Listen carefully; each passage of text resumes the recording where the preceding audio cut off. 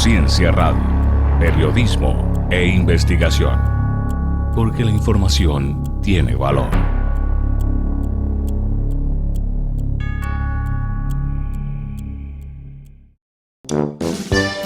Muchos están enojados. Otros están hasta la Otros abusan de lo que tienen. Y otros ya los conocemos. Se sirven con la cuchara grande. Es tiempo para un nuevo episodio de Hasta en la Cocina. Efectivamente, les abro aquí las puertas de mi casa para platicar un poquito sobre esos temas que me gusta compartir con todos ustedes. Fíjense, el día de hoy les voy a hablar un poco sobre, se puede decir, otra capa de esta cuarta transformación que sigue desmantelando lo que antes era México en su sistema de gobierno. Y no digo que antes era efectivo, las pasadas administraciones, pero ya estábamos avanzando poco a poco con este sistema democrático que se vivía en México. Y el día de hoy, por supuesto, quiero hablarles con con esos hechos y sobre todo haciendo conciencia, porque lo que muchos siguen creyendo como una transformación, en realidad está muy lejos de representar un cambio verdadero. Así que bueno, si te interesa este tema, te invito a que me acompañes y si eres nuevo, suscríbete a este canal y sobre todo activa esa campana para que te enteres de todas las publicaciones que hacemos aquí en CR. Quiero comentarte que estos programas son del género de opinión, es decir, no estoy dando las noticias, no las estoy analizando, únicamente estoy dando mi punto de vista, ¿ok? También por otro lado, quiero comentarte que CR es un medio independiente y que lamentablemente pues nos han desmonetizado si nos estás viendo por esta plataforma de YouTube. Así que si te nace, aquí en la descripción del video viene cómo puedes hacer una aportación voluntaria o en su efecto síguenos a través de X. X, para aquellos que lo saben, porque me han preguntado, ¿qué es eso de X? Bueno, X era antes de la plataforma Twitter, ¿ok? Entonces, en X, si te vas a X, nos vas a ayudar que entre más vistas tengamos, por supuesto, podemos empezar a, se puede decir que nos consideren para, patrocinarnos, ¿ok? Así que entre más compartan estos videos por X y ustedes nos vean más por X, esto nos va a ayudar, ¿ok? O en su efecto también estamos ofreciendo una suscripción en X y esa sería otra manera de apoyarnos, ¿ok? Bueno, pues ya con toda esta situación, este lema de la cuarta transformación que Morena ha impulsado, sabemos como estandarte político, yo pregunto, ¿es realmente diferente de lo que tanto criticaron? Para responder esta pregunta es necesario mirar hacia la historia reciente y me refiero a esas élites que han dominado el país durante décadas. Y lo menciono porque hay un libro que se llama Dinastías, dos familias, una nación. Por supuesto escrito por el periodista Ramón Alberto Garza. En sus páginas se revela algo profundamente perturbador. Cómo dos familias, los Echeverría y los Salinas, han moldeado la política mexicana durante más de 60 años, tejiendo una red de poder e influencia que no conoce ni ideologías, ni fronteras y sobre todo ni vergüenza. Y aquí uno de los focos más inquietantes, por supuesto, es la familia Salinas, encabezada por Raúl Salinas Lozano y su hijo, quien es el expresidente Carlos Salinas de Gortari. Ambos consolidaron un entramado, se puede decir, de poder que combinó relaciones económicas, políticas y sociales de altísimo nivel. Y en ese contexto, por supuesto, está Carlos Emiliano Salinas Osheli, quien es el hijo del expresidente, quien por supuesto heredó no solo el apellido, sino la capacidad de infiltrar y mover piezas dentro de las élites mexicanas. Y esto por supuesto vas a decir, bueno, ¿qué tiene que ver? Porque sorprendentemente en este juego de influencias aparece un personaje clave de Morena. Me refiero a Arturo Ávila Anaya, quien es el actual vocero del partido en la Cámara de Diputados. Su cercanía con Emiliano Salinas y estos vínculos con esta secta criminal, no sé si la recuerdan, que es NXIVM, abren una grieta peligrosa en el discurso oficialista que dice el partido Morena representar esa honestidad y la regeneración moral del país. Aquí llama mucho la atención porque lo que es Carlos Emiliano Salinas, que fungió más bien como director de NXIVM en México, logró tejer su propia red de poder disfrazada de coaching ejecutivo. Y para quienes no lo saben, Nexium fue una organización que se presentó como una escuela de autoayuda y crecimiento personal, pero en realidad fue una secta piramidal dirigida por Kate Raniere, que fue acusado de delitos gravísimos como tráfico sexual, extorsión, coacción y lavado de dinero. Aquí lo que llama mucho la atención es que, bueno, independientemente de todo este mega escándalo que fue publicado, por ejemplo, en Aristegui Noticias y testimonios de los mismos juicios que se hizo contra Raniere, pues aquí lo que es el hijo de Salinas de Gortari, lo que es Emiliano, no fue un mero espectador, sino fue un reclutador y un operador y un facilitador de esta red Nexium, ¿no?, que recaudó millones de pesos en México. Pero bueno, aquí lo que yo sé que se han de cuestionar es ¿qué tiene que ver Arturo Ávila en todo esto? Bueno, pues mucho más de lo que algunos quisieran reconocer, porque antes de ser político, Ávila fue empresario. Y exactamente en el 2008 fundó junto con Emiliano Salinas, hijo del expresidente Carlos Salinas de Gortari, y también con Alejandro Betancourt Ledesma, que fue otro personaje señalado por sus vínculos con Nexium. Ellos formaron varias empresas, una serie de empresas, ¿ok?, donde operaban en sectores como inversiones, casas de cambio y productos orgánicos. Aquí, por supuesto, no se está afirmando que estas empresas hayan sido parte directa de los crímenes de Nexium, pero hay una coincidencia temporal con este auge de la secta en el año 2003 y 2018 que no puede ser ignorada. Especialmente cuando Salinas o Shelley era la cara visible de Nexium en el país y uno de sus principales reclutadores. Aquí Ávila, por su parte, asegura que abandonó estas empresas hace 16 años y que su relación con Emiliano Salinas fue estrictamente comercial. Sin embargo, hasta el día de hoy no se ha presentado la documentación que acredite su salida, y esa omisión, más que aclarar, genera más dudas. Ahora, ¿por qué un vocero de Morena, de un partido que dice luchar contra la corrupción y este viejo régimen, tuvo negocios con el hijo de quien consideran el símbolo del neoliberalismo corrupto, es decir, Carlos Salinas de Gortari? Ese es el cambio del que tanto hablan. Fíjense, también hay otra situación. En el 2024 se reveló que Arturo Ávila adquirió una mansión allá en el Rancho Santa Fe, en California, con un valor de $4.8 millones. Y se trata de una de las zonas más exclusivas de todo Estados Unidos, donde han vivido figuras como Bill Gates, por citarlo, ¿no?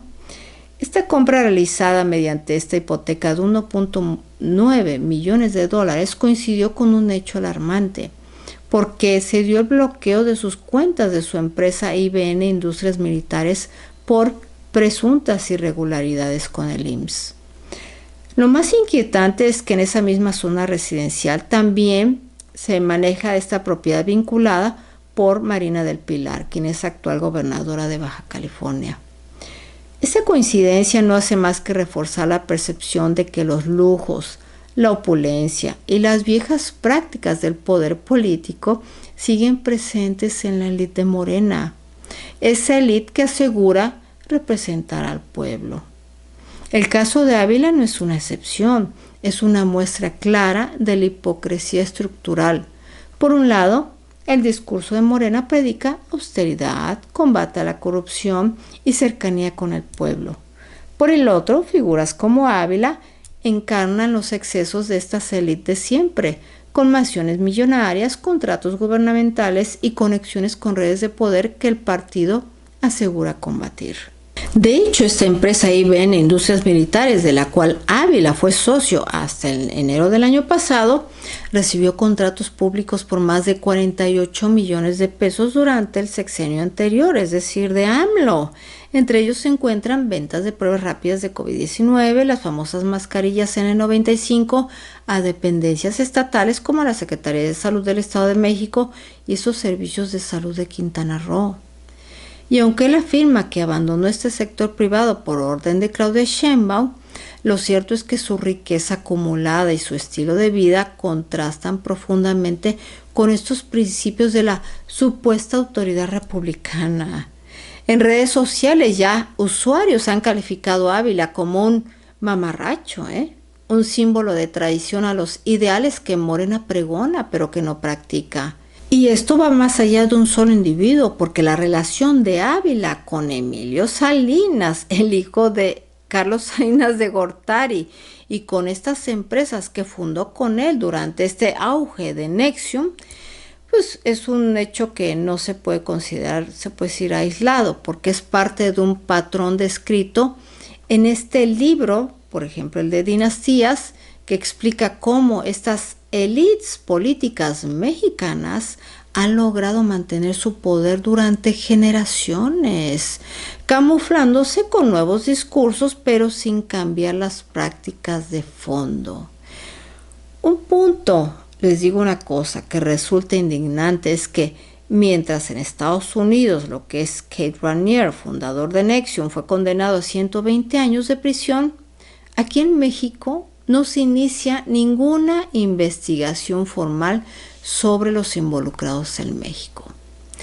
Esta impunidad sistemática es reflejo de cómo las redes de poder en México siguen blindando a sus integrantes, sin importar la gravedad de los delitos que se les imputen en otras partes del mundo.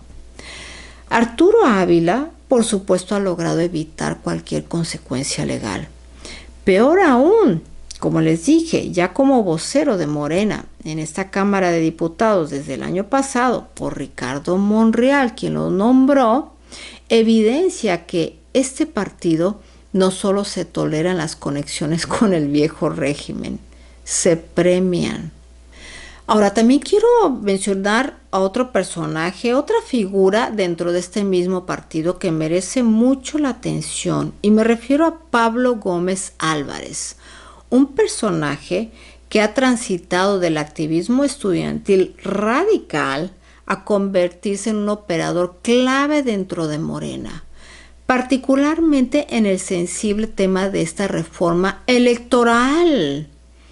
O sea, quizás muchos no lo recuerden, pero Pablo Gómez fue uno de los líderes estudiantiles del movimiento del 68. Fue detenido tras esta masacre de Tlatelolco y permaneció así preso hasta el 71. Ahí su trayectoria incluye liderazgo en el Partido Comunista Mexicano y más adelante en el Partido Socialista Unificado de México, desde donde promovió ideas como la dictadura del proletariado. Durante décadas, Gómez se presentó como un férreo crítico del PRI y del autoritarismo, como él le llamaba, pero esa postura cambió radicalmente desde que se integró a Morena en el 2018. Este hombre, este personaje político, en lugar de mantenerse como un contrapeso, se convirtió en un ejecutor leal de la línea oficialista, impulsando reformas alineadas con el proyecto de Andrés Manuel López Obrador. Y fue así como en noviembre del 2021 que fue nombrado titular de la Unidad de Inteligencia Financiera. Sí lo recuerdan, ¿no? Que desde ese cargo su gestión fue señalada por politización y persecución selectiva. Se fue, pero directamente quien le decía AMLO, congelando cuentas de opositores mientras protegía a personas cercanas a Morena.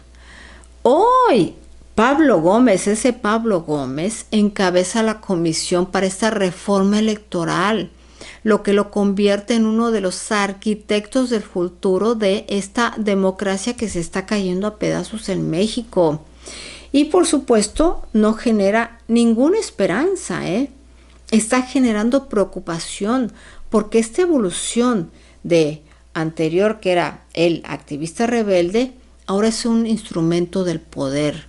Refleja esas contradicciones más profundas de un partido que prometió un cambio, pero que practica el control.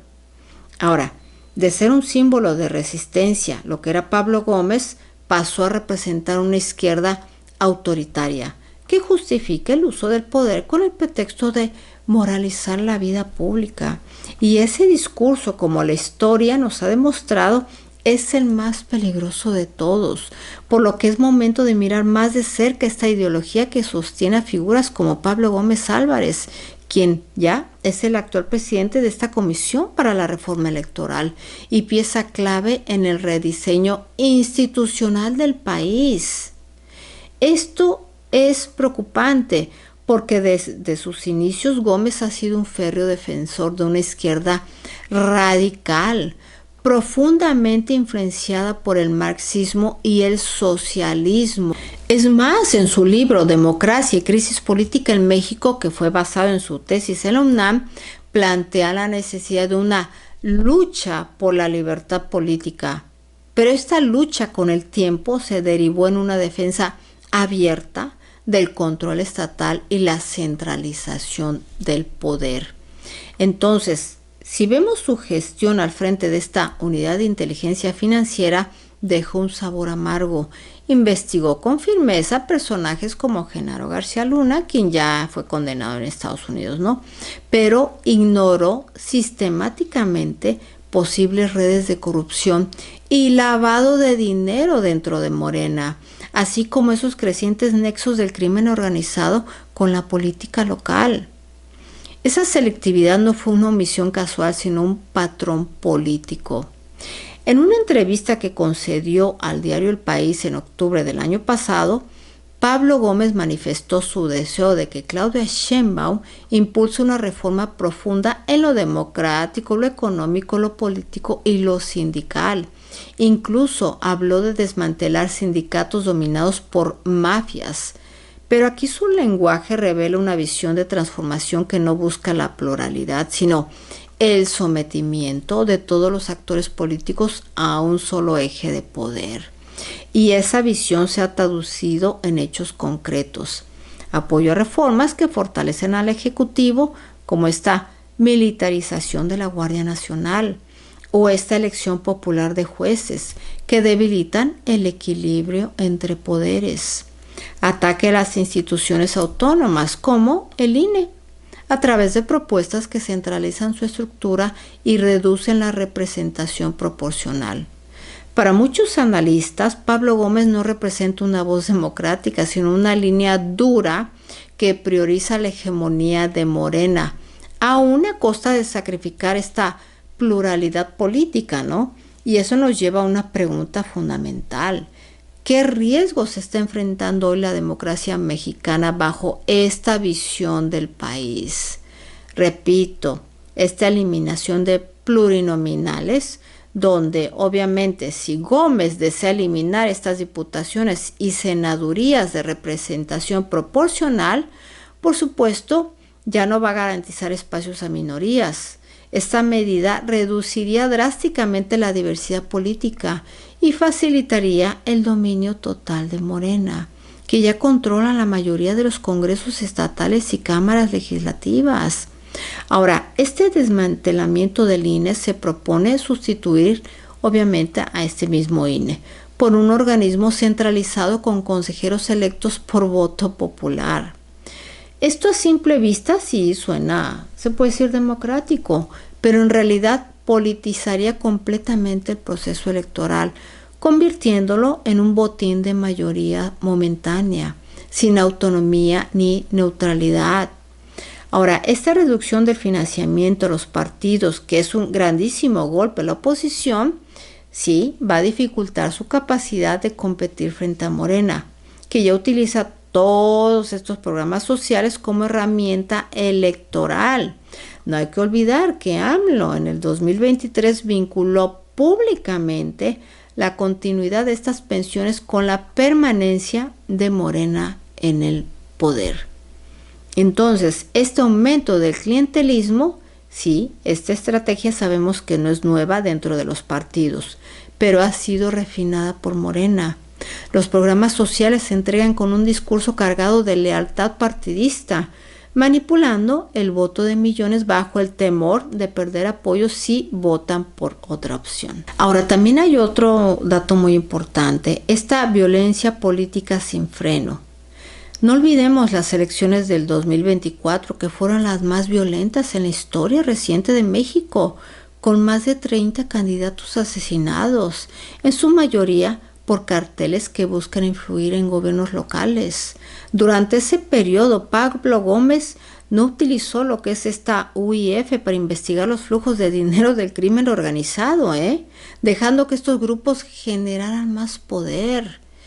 Y sobre todo que estas pérdidas de contrapesos institucionales con esta reforma judicial que acaba de ocurrir, también promovida por Morena, estos jueces ya pueden ser electos obviamente como una medida que politiza abiertamente al Poder Judicial. Combinada con esta reforma electoral de Gómez, bueno, pues imagínense, podría eliminar cualquier control al partido en el poder.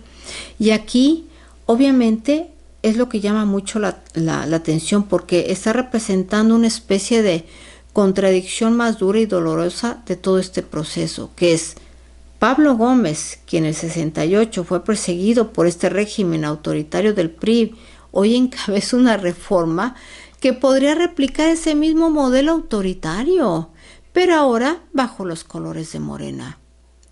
La historia parece repetirse, pero con distintos protagonistas.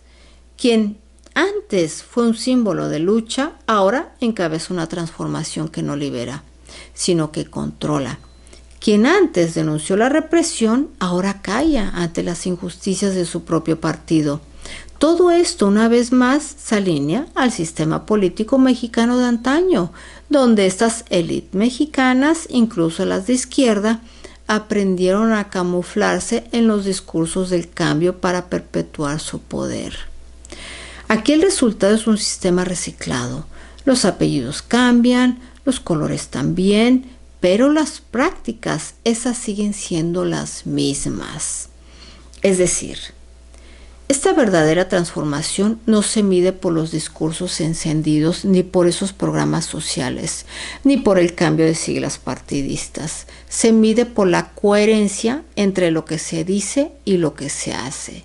Y hoy, cuando figuras como Arturo Ávila o Pablo Gómez ocupan posiciones clave en el nuevo régimen, esta promesa de un México distinto, por supuesto, no existe, porque no basta con llamarse cuarta transformación, si en el fondo se repiten estas viejas fórmulas del autoritarismo, la impunidad y el poder concentrado. El pueblo mexicano merece una democracia real, no una simulación, y eso, hoy más que nunca, está en juego. Así que bueno, llego al final de esta transmisión. Te invito muchísimo a que dejes tus comentarios y sobre todo, dejes tu like y compartas si te gustan estos videos. Y pues no me queda más que despedirme. Cuídense mucho y nos vemos nuevamente aquí en Hasta en la Cocina. Bye bye.